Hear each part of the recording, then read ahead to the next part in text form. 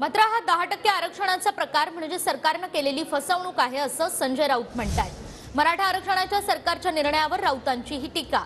तर शिंदेंनी शिवरायांची घेतलेली शपथ खोटी आहे, त्यावर विश्वास ठेवू नका असंही राऊत म्हणतात। महाराजांची शपथ खोटी आहे। बाळासाहेब ठाकरेंची यांनी अनेकदा शपथ घेतलेली आहे, आम्ही शिवसेना सोडणार नाही म्हणून। ह्या लोकांनी बाळासाहेबांच्या समाधीसमोर, बाळासाहेबांच्या मातुश्रीतल्या खुर्चीसमोर यांच्या शब्दांवरती काय विश्वास ठेवताय? काल सरकारनं जो एक फसवणुकीचा प्रकार केला 10% आरक्षणाचा, तो मराठा समाजाला अजिबात मान्य नाही।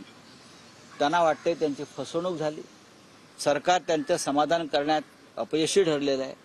अशा वेळेला उद्या राज्यात कायदा आणि सुव्यवस्था निर्माण झाली तर सरकार गिरीश महाजन, गुलाबराव पाटील यांच्याप्रमाणे फक्त वरातीमध्ये नाचणार आहे का? हा प्रश्न आहे।